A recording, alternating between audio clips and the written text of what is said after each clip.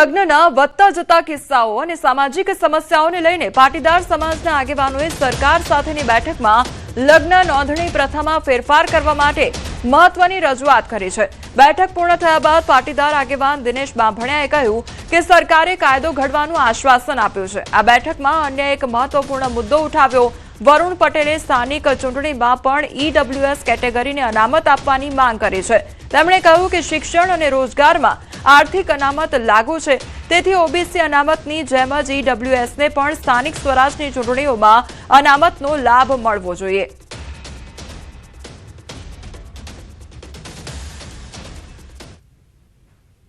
આગળનું લગ્ન બાબતે માતા પિતાને સિક્યોર થાય એવી રીતે કાયદો બનાવે અને સરકારે આજે અમારા જે મુદ્દાઓ હતા તેમાં અમને આશ્વસ્ત કર્યા છે કે ટૂંક સમયની અંદર કાયદો બનાવવામાં આવશે। મુખ્ય બાબત એ છે કે દીકરીના લગ્નની નોંધણી કે દીકરાના લગ્નની નોંધણી દીકરીના આધાર કાર્ડના સરનામા ઉપર થાય। કોઈ પણ લગ્ન ચાહે હિન્દુ મેરેજ એક્ટમાં થાય કે સ્પેશિયલ મેરેજ એક્ટમાં થાય, તેની નોંધણીના આધારો જે રજૂ કરવામાં આવ્યા હોય એમાં માતા પિતાને વાંધો લેવાની સમય આપવામાં આવે। અમારી જે મુખ્ય માંગણી છે કે આવનારી સ્થાનિક સ્વરાજની ચૂંટણીઓમાં આર્થિક ધોરણે અનામત લાગુ કરવામાં આવે। ઓબીસી અનામતની જેમ જ ઓબીસી એસસી એસટીના અધિકારોને ક્યાંય પણ નુકસાન ના થાય એ રીતે આર્થિક ધોરણે અનામત લાગુ કરવાની પણ વાત સન્માનીય નાયબ મુખ્યમંત્રીશ્રીને, કાયદા મંત્રીશ્રીને અને વિભાગના અધિકારીઓને કરવામાં આવી છે। મંત્રીશ્રીએ એવું આશ્વાસન આપ્યું છે કે એમાં અમે સુપ્રીમ કોર્ટના જજમેન્ટો, ઝવેરી કમિશનનો રિપોર્ટ અને અન્ય જે રિપોર્ટ્સ છે એ તમામ રિપોર્ટ અને કાયદામાં ચર્ચા વિચારણા કરી। પાર્ટીના સંયોજક અરવિંદ કેજરીવાલ ગુજરાત પ્રવાસે છે, ત્યારે રાજકોટ ખાતે પ્રેસ કોન્ફરન્સમાં કેજરીવાલે કહ્યું કે ગુજરાતમાં 54 લાખ ખેડૂત પરિવાર માત્ર ખેતી પર આધારિત છે। ખેડૂતોને ખાતર નથી મળતું, ખાતર માટે ખેડૂતોની લાંબી લાઈનો લાગે છે। 54 लाख किसान परिवार गुजरात के अंदर किसानी पे अपना जीवन यापन करते हैं।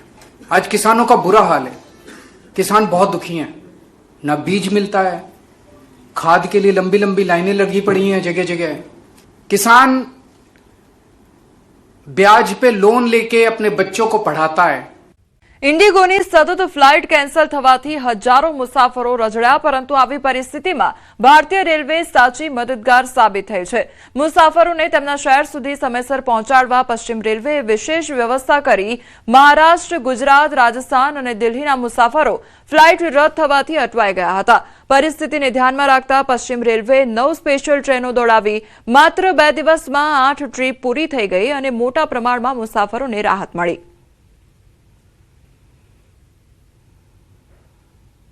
पश्चिम रेलवे ने स्पेशल ट्रेनें चलाई हैं और ये हमारी जो नियमित ट्रेन है उसके अलावा हमने इनको परिचालित करने का फैसला लिया है। अभी तक पश्चिम रेलवे ने यात्रियों की सुविधा के लिए 9 ट्रेनों के लगभग 40 फेरे जो हैं वो नोटिफाइड कर दिए हैं कि जिससे वो यात्री एयरपोर्ट पे जिनकी क्या कहते हैं फ्लाइट कैंसिल हो चुकी है वो एक रेलवे को वैकल्पिक मार्ग के तौर पर चूज कर सकते हैं और रेल यात्रा के जरिए अपनी डेस्टिनेशन तक पहुंच सकते हैं। ઇન્ડિગો એરલાઇન્સના સંકટને લઈ ટુરિસ્ટો સાથે ટૂર ઓપરેટરો પણ પરેશાન થયા છે। ફ્લાઇટ રદ થવાના કારણે અનેક લોકોને અસર પડી છે, તો ટુરિઝમ ક્ષેત્રે કરોડોનું નુકસાન થયું છે। ઇન્ટરનેશનલ ટુરિસ્ટરો પણ મોટી અસર થઈ રહી છે, ત્યારે વિઝા પ્રોસેસ માટે જતા લોકો પહોંચ્યા નથી અને તેમનું વિદેશ જવાનું સપનું ધૂંધળું બની રહ્યું છે।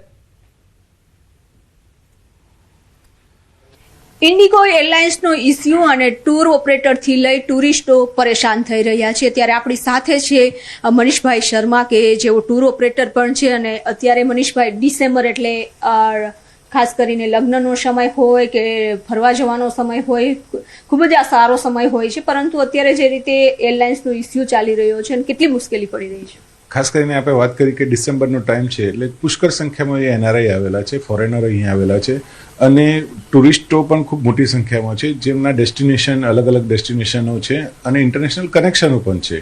ઇન્ડિગો કેન્સલ થવાના કારણે બધા ડેસ્ટિનેશનો ચૂકી ગયા છે અથવા નો શો થયા છે, જેના કારણે ઇન્ટરનેશનલ ટુરિસ્ટ ઉપર સૌથી મોટી અસર જોવા મળે છે. ઇન્ડિગો કેન્સલ થવાના કારણે ઓનવર્ડ જે ફ્લાઇટો હતી એમાં પેસેન્જરો નો શો થયા એટલે કે જે પણ ટિકિટ હોય એ નોન રિફંડેબલ થઈ જાય. આવા સંજોગોની અંદર ટૂર ઓપરેટરને તો નુકસાન થયું છે, પણ સાથે સાથે જે લોકો ફરવા માટે જતા હતા એમને પણ હોટલોના કેન્સલ. અમદાવાદના વાડજ પોલીસની હદમાં ચોરી કરનાર ઝડપાયા છે. દવાખાનામાંથી 5 લાખની ચોરી કરવામાં આવી હતી. કમરના દુખાવાનું બહાનું કરવામાં આવ્યું તો હોસ્પિટલમાં ઘૂસ્યા હતા બહાનું મારીને, અને ત્યારબાદ આરોપી રાજકુમાર શર્મા અને બ્રિજ કિશોર ઝડપાયા છે. ડોક્ટરને વાતોમાં ઉલઝાવી ચોરીને અંજામ આપવામાં આવ્યો હતો. ચોરીની સમગ્ર ઘટના સીસીટીવીમાં કેદ થઈ. 30 નવેમ્બરે આ ઘટના સર્જાઈ હતી. પોલીસે 1.5 લાખ રોકડ તેમજ કાર જપ્ત કર્યા છે. સાબરમતી રિવરફ્રન્ટ પરથી આ જે આરોપીઓ છે તે ઝડપાયા હતા. છેલ્લે બંને ઇસમો ભાગી પડેલ અને પોતે પ્રવીણભાઈ આચાર્યના ત્યાં એમની નજર ચૂકવી 5 લાખ રૂપિયા રોકડા ચોરી કરેલનું કબૂલેલું હતું. આરોપી પાસેથી એક મોબાઈલ, આશરે 1.5 લાખ જેટલા રોકડા રૂપિયા અને એક બલેનો ગાડી રિકવર કરવામાં આવી છે. ઇન્વેસ્ટિગેશન દરમિયાન બાકીના જે રોકડા રૂપિયા છે એ ક્યાં વાપર્યા, કોઈને આપેલા છે કે કેમ, એ હાલ તપાસ હાથમાં ધરવામાં આવેલ છે. સુરતના જાપા બજારમાં ધાર્મિક ટ્રસ્ટની દાદાગીરીનો વિવાદ વધુ ગરમાયો છે. ન્યૂઝ 18 ગુજરાતીના અહેવાલ બાદ લોખંડના દરવાજા તો હટાવવામાં આવ્યા, પણ લોખંડના પાઇપ મૂકી ફરી એક વખત રસ્તો લોકો માટે બંધ કરવામાં આવ્યો છે. ટ્રસ્ટની આ કરતૂતના કારણે ઇમરજન્સી વાહનોને 2 કિલોમીટરથી વધુનો ફેરો ફરવો પડે છે. તો આ મામલે મનપાએ પણ કડક કાર્યવાહી હાથ ધરી છે. મેયરે કહ્યું છે કે આ રસ્તો તમામ સમાજના લોકો માટે આપેલો છે. મનપા દ્વારા વાહનો પર પ્રતિબંધ હોવાને લઈને બોલાર્ડ મૂકવામાં આવ્યા છે. ટૂંક સમયમાં હાઇડ્રોલિક બોલાર્ડ પણ મૂકવામાં આવશે. એના ભાગરૂપે અમે સૌનો સાથ, સૌનો વિકાસનું નિરાકરણ કરી અને બોલાર્ડ મૂકી દીધા, એટલે કોઈ પણ રાહદારી ત્યાંથી ચાલી શકે તે માટે મહાનગરપાલિકા દ્વારા ત્યાં બોલાર્ડ મૂકી દેવામાં આવે છે. સિઝનમાં સોના ચાંદીના ભાવમાં તેજી જોવા મળી રહી છે. સોનાના ભાવમાં 1000 અને ચાંદીમાં 3000નો ઉછાળો જોવા મળી રહ્યો છે. તો અમદાવાદમાં સોના ચાંદીના આજના ભાવ, સોનાનો ભાવ 1,32,500 પર પહોંચ્યો છે, તો ચાંદીનો ભાવ 1,85,000 નોંધાયો છે. તો એક તરફ લગ્નગાળો ચાલી રહ્યો છે અને બીજી તરફ જે સોના ચાંદીના ભાવ છે તેમાં ધરખમ વધારો નોંધાઈ રહ્યો છે. તો બીજી તરફ જે ખરીદી કરતા લોકો છે તે પણ અત્યારે અચકાઈ રહ્યા છે, કારણ કે સતત સોના ચાંદીના ભાવમાં વધારો જોવા મળી રહ્યો છે. ઇન્ડિગો ફ્લાઇટને લઈને હવે મોટા સમાચાર સામે આવી રહ્યા છે. 4 વાગ્યા સુધીમાં અમદાવાદ આવતી જતી જે 41 ફ્લાઇટ છે તે રદ કરી દેવામાં આવી છે. ઇન્ડિગો ફ્લાઇટ કેટલાય દિવસથી જે મુસાફરો છે તે હેરાન પરેશાન થઈ રહ્યા છે, કારણ કે જે ફ્લાઇટ છે તે રદ કરવામાં આવી રહી છે. તેના કારણે જે અવરજવર કરનારા મુસાફરો છે તેમને હાલાકીનો સામનો કરવો પડી રહ્યો છે. હવે આ તમામ વચ્ચે ઇન્ડિગો ફ્લાઇટ વિવાદને લઈને સૌથી મોટા સમાચાર સામે આવ્યા છે. 4 વાગ્યા સુધીમાં અમદાવાદ આવતી જતી જે 41 ફ્લાઇટ છે તે રદ કરી દેવામાં આવી છે. એટલે તમામ જે મુસાફરો છે તેમને હાલાકી વેઠવાનો વારો આવી શકે છે, કારણ કે 1-2 નહીં પરંતુ અમદાવાદ આવતી જતી જે 41 ફ્લાઇટ છે તે રદ કરી દેવામાં આવી છે.